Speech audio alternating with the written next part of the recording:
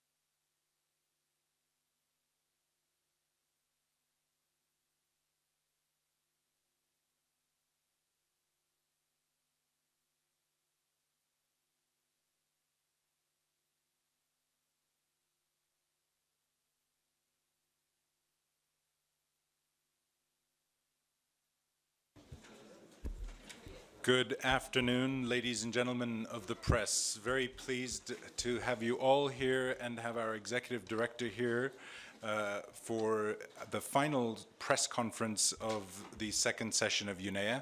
UNEA itself, of course, is still in heated progress, and so you will be receiving at the very end of UNEA the final press release and the final outcomes. But here, certainly at least to update us and tell us the state of play and what 2,000 participants from over 170 countries with 120 ministerial level participants have achieved to date is our Executive Director, Achim Steiner. Thank you. Nathan, you just stole all my wonderful figures. Oh, I'm sorry. No, colleagues, now I have to, in a sense, balance between two things. One is that there are some of you who have been here for a number of days and some of you who are perhaps only here today. So let me just in telegraphic form say, here in Nairobi, since Monday and until this Friday evening, we have convened the second United Nations Environment Assembly, the highest authority on environment in the United Nations system. It has universal membership, and you heard the numbers just now in terms of participants. The week has been, in a sense, divided into two parts. There is an intergovernmental process, which began on Monday with a plenary session and then opened a committee of the whole. We then had a committee of the whole considering a total number. Some of them have been merged, but I think it's the total number is not written here, so I'll give it to you at the end if somebody could please count it. Somewhere around 25 draft decisions that have been submitted by member states, by groups of member states, that are then considered by these different committees in order to prepare a decision for the Assembly to take this afternoon. As you know, the delegates from 170 plus countries, the Credentials Committee will meet this afternoon in order to passed the Credential Committee's report, which is the accreditation, formally speaking. But we know already that there are participants from 174 countries here in Nairobi. Not all of them may have all the credentials in order to be formally accredited, but they are certainly able to participate in the assembly.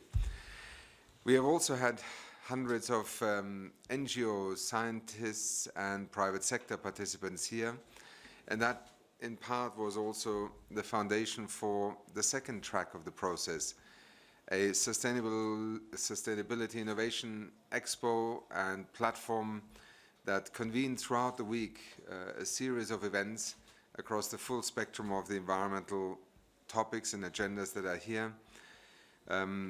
A major groups forum that took place last weekend, and also the Science Policy Forum, the first ever held in conjunction with UNEA, that brought about 250 scientists here to focus on how we can strengthen the link between science and policy at UNEP and UNEA. Now, as of this afternoon, we have decided from the first UNEA 2 years ago already that I would come and give you a briefing, because by the time that UNEA is likely to end, and the likely ending is always a very unpredictable thing because this is a live political process, I would give you just a quick briefing on where we are, what has happened, in order to allow you to, when the press release is then issued, whether at 7, at 10, at midnight, or at 7 tomorrow morning, you have at least had an opportunity to also have a quick feedback from the Secretariat on this process and from me as Executive Director. I think by now you're all familiar with the agenda, the types of decisions. As of now, let me be very clear.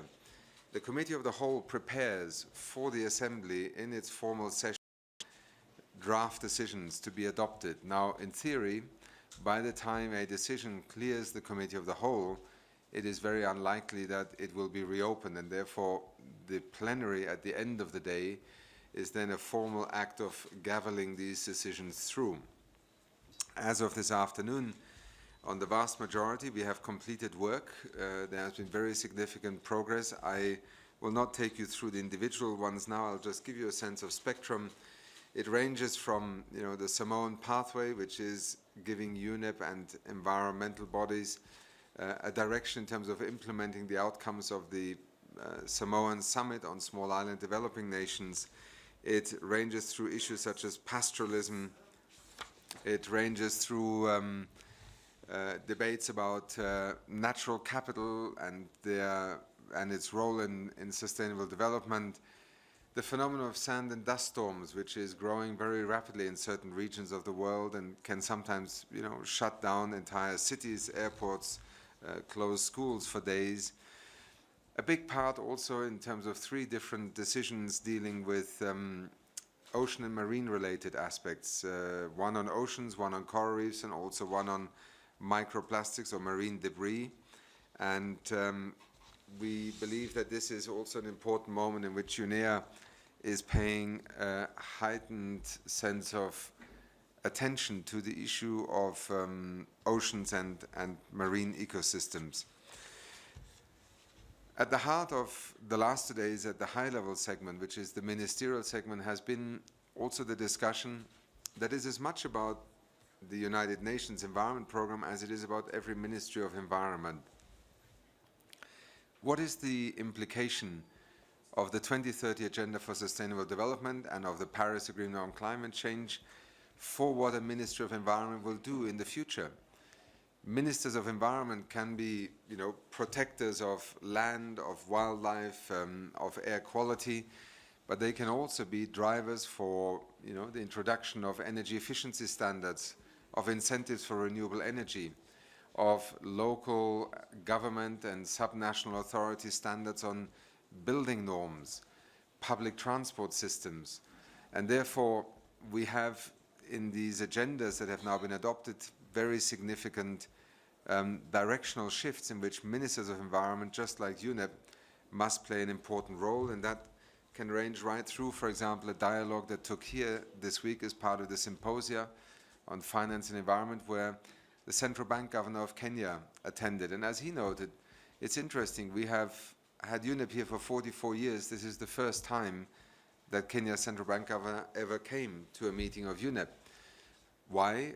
Because across the globe now, the issue of environmental change, transformation in our economies and finance is becoming more prominent, and the topic of green finance therefore also taking more of a center stage. We spent this morning focusing in particular on a theme that those of you who have been here for some days have noticed this year. The link between healthy environment and healthy people has been taking center stage through different perspectives here, whether it is on air quality and pollution. You saw a new report by UNEP being presented this week that is a review of air quality and air pollution activities being undertaken across the world, 193 nations. I think together with our sister agency, WHO, we have made a clarion call already over the last 2 years, and particularly at our assemblies in Geneva this week on health, in Nairobi on environment, with our respective ministers, that this issue needs far greater attention in every country and across virtually every sector.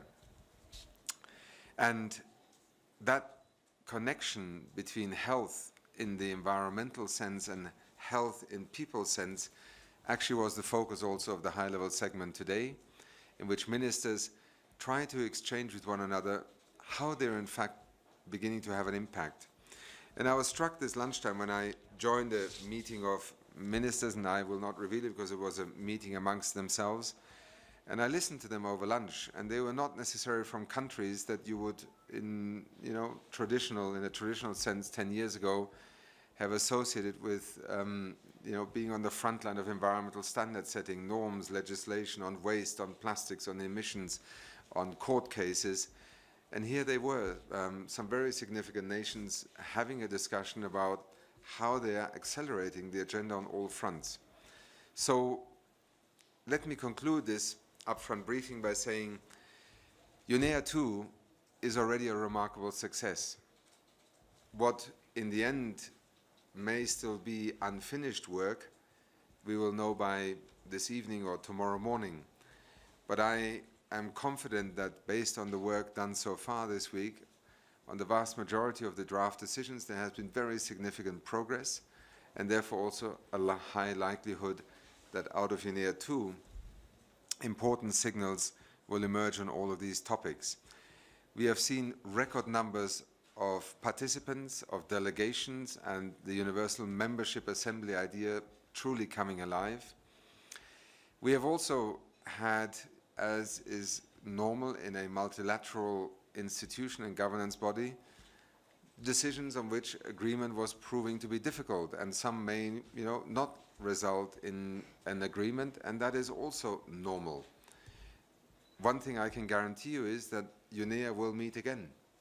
UNEA 3 is a statutory event, and therefore, sometimes when the world is not ready, maybe not prepared enough, maybe not wise enough to reach compromise on an issue, it will remain on the agenda until member states are ready to do so.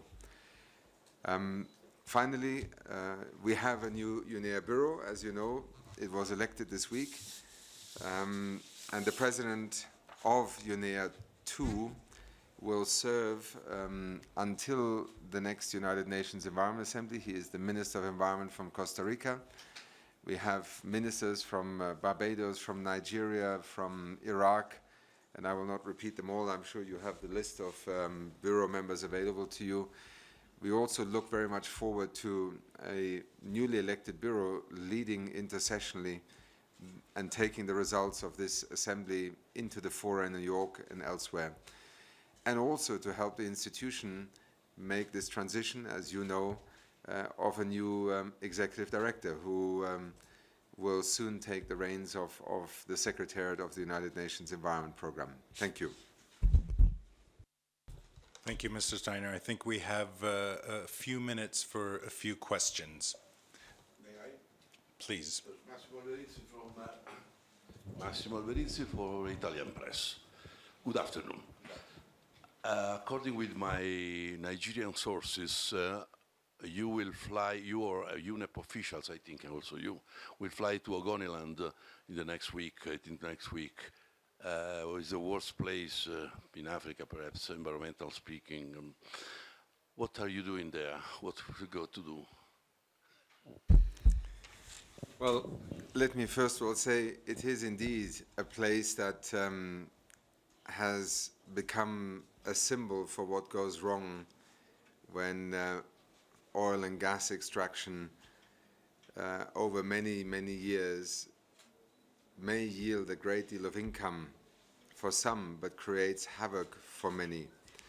The Niger Delta, Ogoniland, is and has been a focus of my time at UNEP simply because I believe it was a vital opportunity to use UNEP's expertise and the credibility of the United Nations Environment Programme to help re-establish a basis on which a restoration program could be initiated that would allow over time the rehabilitation of parts of the Niger Delta from oil spills that are of a catastrophic nature, and thereby also help communities recover what was once the basis of their livelihood. So, as you know, UNEP undertook this report over 2 years, an assessment of the Ogoniland region in terms of all the impacts of the oil extraction decades, and has, together with the Nigerian government and the oil industry,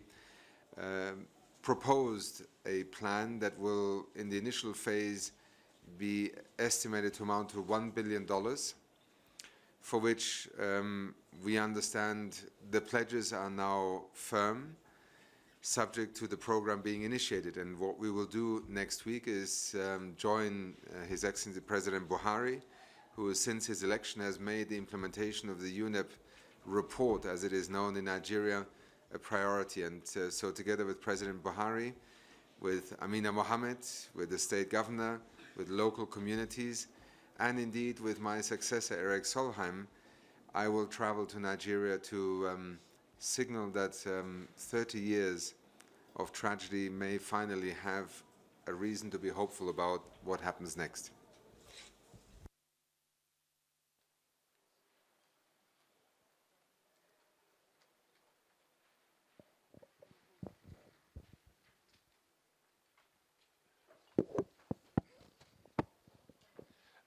Thank you, Mr. Steiner, for being with us. Wang Cong of China Central Television. The theme or the goal of this second session of UNEA is about delivering on the 2030 agenda. And would you please comment a bit on China's role in realizing the goal in this regard? And the second question is, in the last decade, China has been on a fast track of economic development, and also probably facing the hardest environmental issues at the same time. So would you please comment a bit on China's performance in policy making? Thank you. Thank you. Indeed, the 2030 Agenda, the global goals, as they are sometimes known, or the 17 Sustainable Development Goals, were central to the discussions here because, as I mentioned before, environment is now woven right through these goals. But that also raises the question, then what is the role of the environmental expert, the environmental scientist, who now must work with social scientists, with economists, on rolling out these goals, on health, on industry, on access to energy, and so on. I think we have seen ministers here engage in an intensive exchange because every country is, first of all, trying to come to grips to what do these 17 goals mean? How do they translate into the reality of my country? Who do I need to work with? What are the institutional platforms? And also, how are we going to finance this? Where is the investment going to come from? So I think that focus on the SDGs and the 2030 Agenda is as alive in a country such as Germany or Brazil or China. And for China, I think the goals are very much part of the way that China is, in any case, thinking about its future in terms of its new 5-year development plan.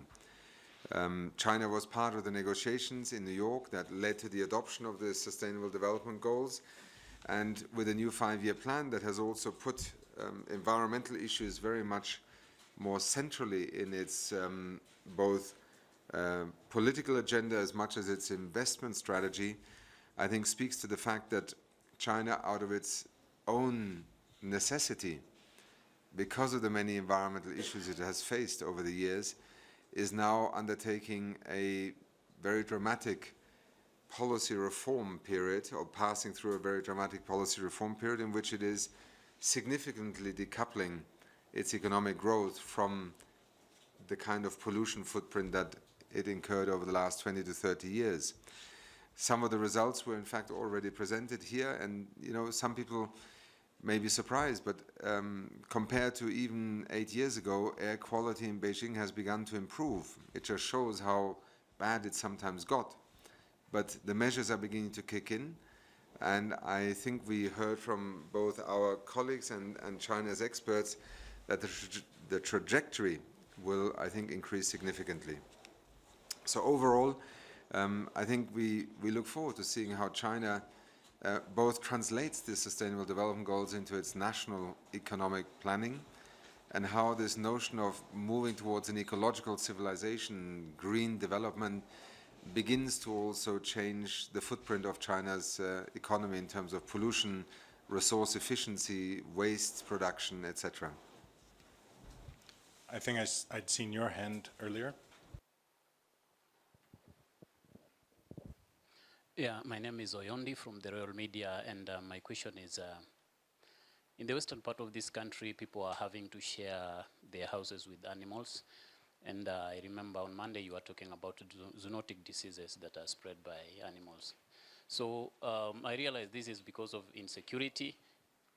So in your own opinion, do you think insecurity is helping in the spread of these zoonotic diseases? And what is UNEP going to do to change this situation? Thank you. Thank you. And just to recap again, for those of you maybe not so familiar with the term zoonotic diseases, it essentially implies diseases that infect us as humans but come from animals and then affect us. The number you may already have heard me cited this week is astonishing. 60, some say even more % of human infectious diseases in the world today are zoonotic. So our health and our well-being is increasingly affected by a source of disease that, partly as a result of environmental change, but also because of greater numbers, is beginning to present us with, a new kind of disease almost every 3 to 4 months. And in a world that is globalized, connected, that ability of a disease to not simply have an infectious episode locally, but begin to travel and then begin to travel intercontinentally, is by now well known to you. I have to be frank with you, one of the reasons why UNEP and WHO have been so much more engaged with one another is also to understand how the clinical, medical perspective needs to be complemented also by an environmental and contextual perspective to better understand these diseases. Now, pastoralists who largely rely on livestock and have over generations lived with livestock very in close proximity may not be necessarily the most susceptible to diseases. What we do, however, know is that as populations have moved closer to, for instance, wild species, the exposure simply becomes much more frequent and intense, and therefore, some of these diseases that we have learned in recent years, whether it's Ebola related or otherwise, may well arise from, that increased interface between people and wildlife, which wasn't as frequent or as prevalent in the past. But there is a great deal more research needed, both on the drivers of these zoonotic diseases, their sources, their clinical and pathological pathology pathway, as well as the response mechanism. And this is also where a United Nations Environment Programme needs to be very actively engaged, because if we're not careful, a pandemic, a medical crisis, could easily result in extreme measures being taken to control that disease. For instance, eliminating, exterminating an entire species, or killing, a whole season of migratory birds. And these are the reasons why we're also looking at this very much from the point of view of understanding what are the implications. Does insecurity play a role in this? Well, where it forces people to move into areas where they have not been before, deeper into the forest, for instance, or into other terrain, that may be a contributing factor. And this is part of a rapidly evolving research agenda at the moment. I think the mic has been given to the next hand we've identified. Who has the microphone? There we go. Hello. My name is Ana Gabriela, again, from El País. So I know you're still taking some decisions, but from the ones you already taken, can you just tell us some of the ones you think they are more important, more transcendental, like that they will help to the improvement of the environment? I'd love to, but at this moment, when governments are about to take their decisions in there, I have to unfortunately say to you, look, all of them are equally important. I think, you can always debate, is a global decision on the oceans more important than one on sand and dust storms? I would say it depends. In terms of, scope, decisions on the world's coral reefs, on the world's oceans, are obviously of global importance. But a phenomenon such as sand and dust storms is going to escalate so rapidly over the coming years because land degradation, desertification, further driven by climate change, is creating vast areas in which the equivalent of dust bowls are essentially created. And therefore, the urgency of such an issue, which you might say, well, is it sand and dust storm really an emerging issue? Well, no, we've always had sand and dust being, blown by wind even across continents. But what we have not had is quite the magnitude and intensity of sand and dust storms that we are now confronted with. And we didn't necessarily have as urbanized a population which can so easily be shut down. So it's both a question of volume and of urbanization, and therefore greater vulnerability to this.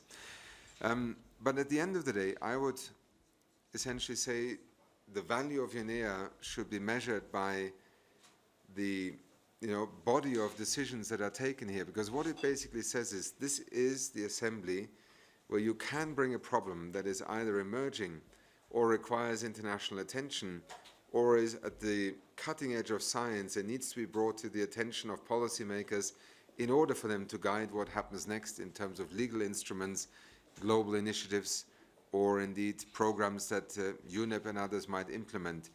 And across the body of the draft decisions that are now under consideration, I think I would say to you, unprecedented in terms of a UNEP-related governing meeting, both in terms of ambition and scale.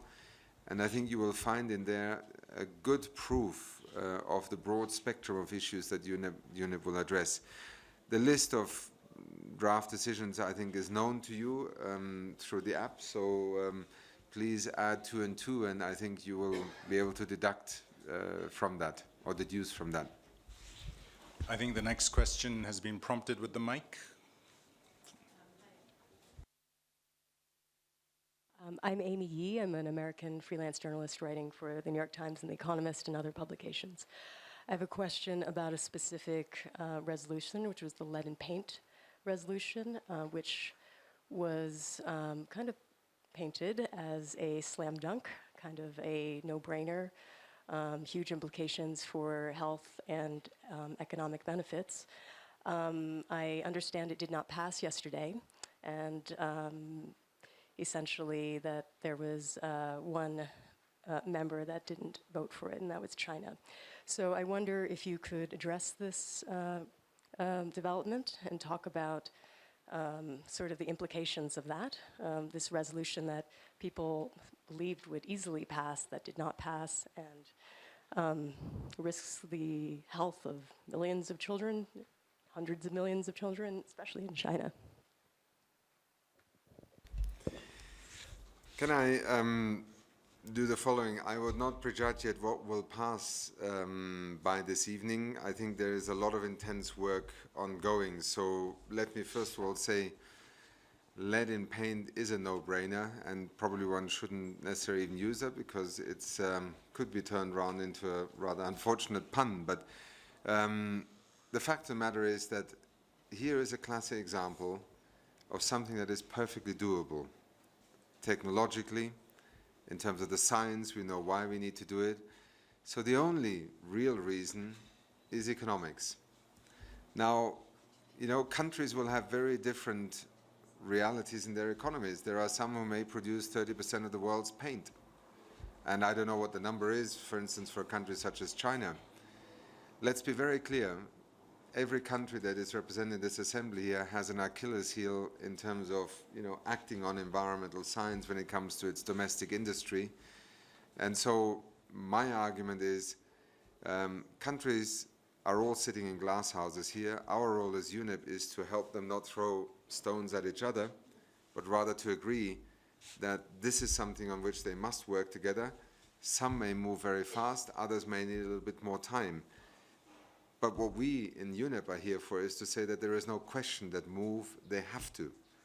And whether they can agree this year on, you know, a decision here or not, we are phasing down and out lead in paint across the world. With WHO, with NGOs, with the medical profession, we are working with literally dozens of countries.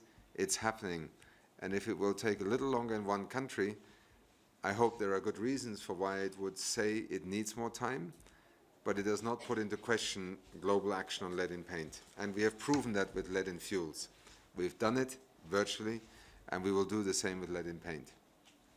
And let me just also say thank you to our artists here. I don't know if you saw them. We had some live graffiti artists here who've been here all week. They are part of our, how can I say, our communications capacity to speak to the world. They are sponsored actually by a paint company, I think this year again, they certainly were last time, here in Kenya, that has made it its own commitment to not sell paints with lead in it. And that's an entrepreneurial decision out of conviction and out of their ability to change their production. Great example here in Kenya.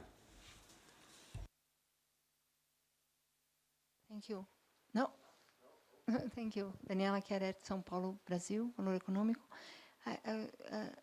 I'm interested if you can tell us a little bit more about the resolutions on food waste and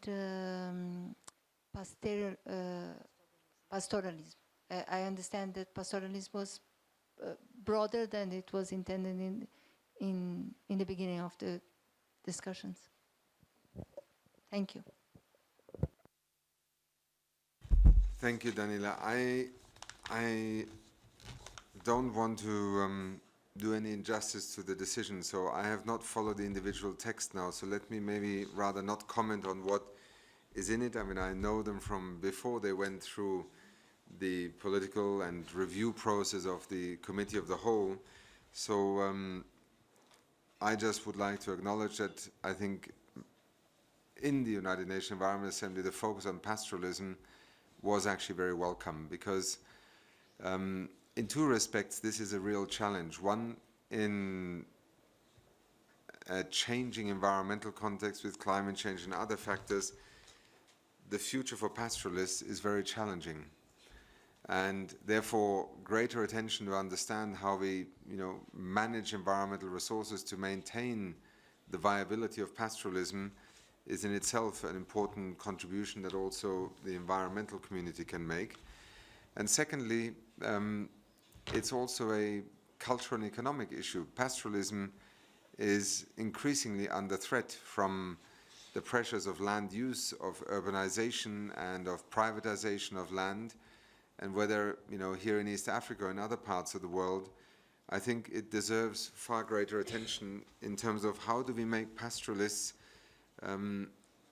a group of land users, communities, cultures that are explicitly recognized in the Sustainable Development Agenda, and therefore also ensure that policies are put in place that protect, whether it is pastures or their lifestyles or their access rights. And at the same time, we in UNEP must also study more carefully what are the implications of climate change, of ecosystem degradation, of scarcity in water resources to a pastoralist economy And I think that was sort of the motivation that led to it. On food,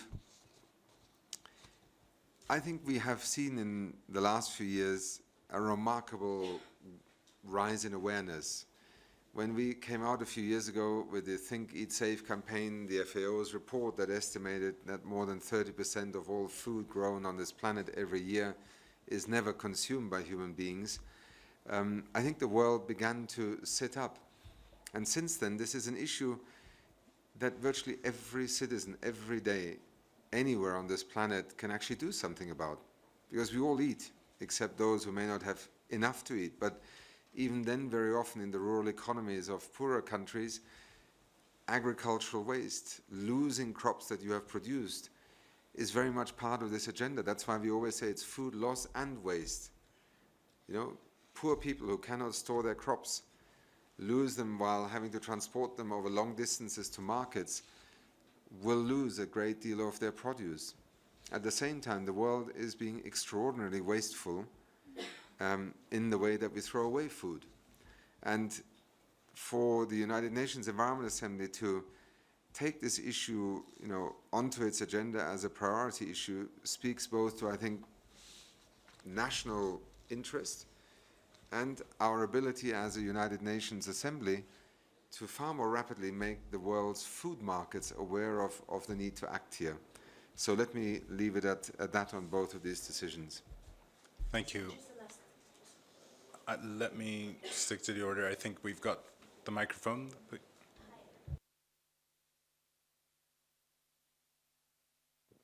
My name is Zena Bwandati from the Nation Media Group. Since you're not able to tell us exactly what resolutions have been discussed and agreed on, can you then tell us which ones seem to be the points of differences for the ministers and what are the sticking points? As of this afternoon, the vast majority of decisions are essentially making their way through the final endorsement by the Committee of the Whole. So I think on that front, very positive. There are a couple of decisions that I'm not sure, maybe they will be resolved, and therefore, please forgive me, I'm not trying to hold anything back here. Let me put it this way, the more complex the issue is, or the more political the issue is, the more reluctant, first of all, many member states are in a United Nations Environment Assembly to take decisions of that nature on, because this is meant to be an assembly that looks at the environmental issues principally. But as we all know, environment does not exist in a vacuum, and therefore the political realities are part of this. So I imagine that it will not take a great deal of imagination for you to pinpoint those. We sometimes also have a situation in our multilateral negotiations where the temptation or even the principle that some wish to apply is that nothing is agreed until everything is agreed. So there may actually be 99% consensus already, but because of one decision or even one paragraph in one decision, a group negotiating, a group of countries will not agree to sign off on any of the others. So that is why, please forgive me, you will have the full press release as soon as the assembly is over. We still feel from past experience it's better for us to meet with you today, answer any questions we can. But as of this afternoon, let me not pick one out, because since I've come in here, probably one or two more have already been put to bed, and we may find ourselves convening at 6 or 7 and not having any open decisions left. But let me also say, it is not a failure to have this agreement not resolved. Sometimes it cannot be done. It's part of an assembly that brings the world together. And on some issues, people may feel so passionate, or positions are so far apart, that you can't create, magic in 3 to 4 days. And that is part of what we all learn is multilateralism. But I don't want to raise either your hopes or your fears in the sense of what the numbers will be. If there is a decision or 2 decisions or more, it is at most a very few that may be left over. So that's where I'd like to leave it. Yeah. From behind the pillar. Excuse me. As following to the previous question, as you said that one or two of the resolution might not be resolved, could we be witnessing today like voting on majority or stuff like that? The rules of procedure of the United Nations Environment Assembly provide for voting. In general, member states have always adhered to their wish to adopt decisions by consensus. So in my 10 years, there hasn't been any voting, but there has been voting. I mean, in 2001, there was a decision that was taken to a vote. But in the, amongst the member states in the environment field, their desire is largely not to have to proceed to voting, but rather take consensus decisions. So let's wait and see. But yes, the rules of procedure of the Assembly provide for voting when called and requested by member states. Mr. Steiner, if I could ask you, when we heard 100,000 of elephants were killed, everybody is horrorized and we want to stop. But if you could give us a statement of the real air pollution condition in the metropolitan areas in the world, and what was the real position of the ministers when you talk with them, especially when they take measures, is not very politically popular for them. When you assemble 170 countries, then first of all, you have very different ministers. You also have very different realities. I think there is, in my mind, no question that, first of all, putting this topic so centrally has been extremely important, because for many ministers, the complexity of air quality and pollution is not something that they sometimes fully appreciate, because we are talking about a whole cocktail of pollutants. And remember, most environment ministers, don't have very long tenures. So, there are often cabinet changes and people are moved around. So I think I have worked probably in my 10 years with well over 300-400 environment ministers. I mean, just to give you a sense. So this assembly, first of all, is a way of giving them all the state-of-the-art analysis. And this year we really did provide also with the air quality report, I think the most comprehensive analysis ever. But we also brought in, world authorities such as Professor Andy Haynes from the London School of Tropical Medicine and Hygiene, I think he was. Andy presented this morning some of the latest data that was also developed through the Lancet report, which was a very groundbreaking report last year on pollution and health and its consequences. We had many experts here from governments who are in, air quality monitoring authorities. So first of all, I think we got very positive feedback on bringing this air quality issue here. Secondly, linking it also in the context of this new SDG and 2030 agenda of addressing from an environmental and a human health perspective, which was also why I spoke this morning to the Ministers of Health in Geneva, and Dr. Margaret Chan, the head of WHO, addressed the environment ministers here in Nairobi. We need concerted action.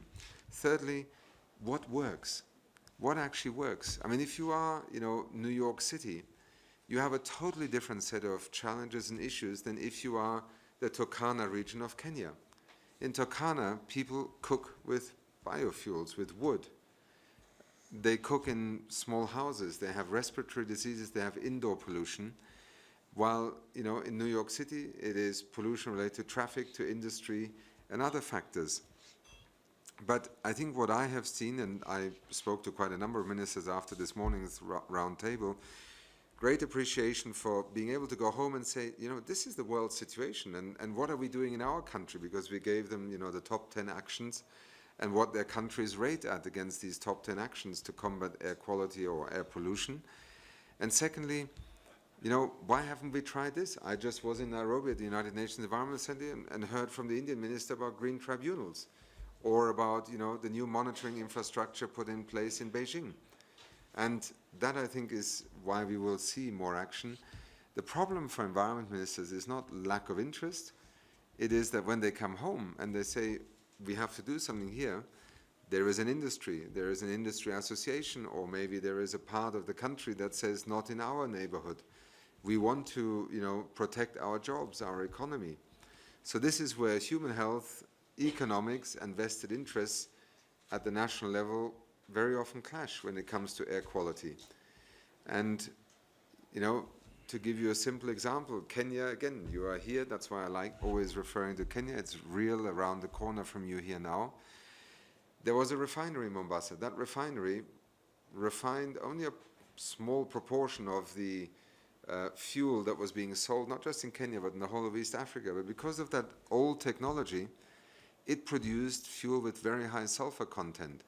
So the governments, not only of Kenya, but of Tanzania, Uganda, couldn't actually legislate low sulfur content fuels. And so what did the international fuel companies do? They all sold, fuels into the East African market at 5,000 to 10,000 parts per million.